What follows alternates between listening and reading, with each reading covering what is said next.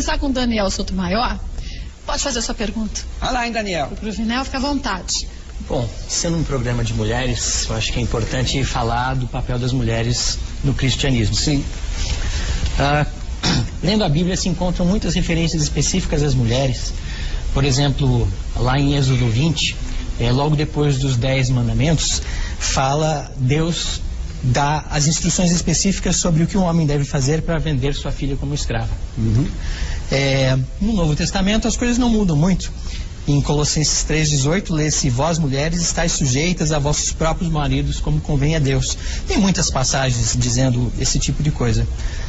Eu me pergunto se um Deus onipotente, onisciente, onipresente não deveria dar igualdade às mulheres. Sim. Boa pergunta. Eu até agradeço a você essa pergunta.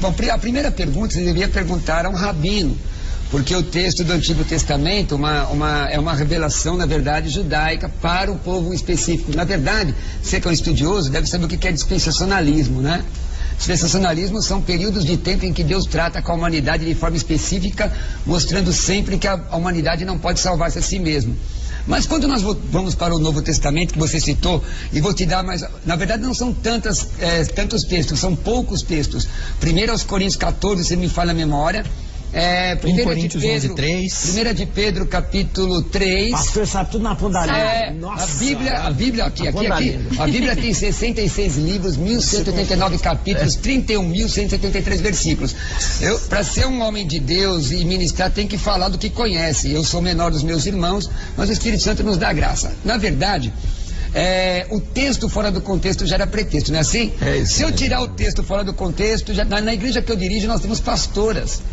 Quando a Bíblia fala de submissão, isso é uma doutrina. Na verdade, nós somos a favor da família tradicional, como diz a palavra de Deus, né? A mulher sendo submissa ao marido. Mas você não pode deixar de ver o que a Bíblia diz em Efésios, que diz, o padre deve falar nos seus casamentos, que o marido deve amar a mulher como Cristo amou a igreja. Quer dizer, o marido deve dar a vida por ela. Então, se você isolar um texto da Bíblia, você vai poder criar uma série de doutrinas. Vou te dar um exemplo. Padre, o senhor que é um estudioso da Bíblia aqui, Jesus Cristo ensinou a antropofagia, o canibalismo, mas ele disse que aquele que não comer da minha carne, não beber do meu sangue, não tem parte comigo.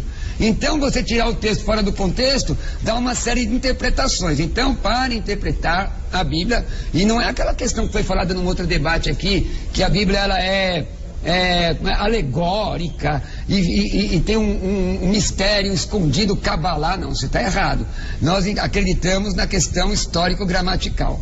Tá ok? Então, existe sim espaço para as mulheres, que é os textos, para você estudar a posteriori, porque como estudioso... Vamos continuar com essa Vamos continuar. Eu estou satisfeito. Não, mas a questão da satisfação... Eu conheço o Daniel, ele nunca vai se dar por satisfação.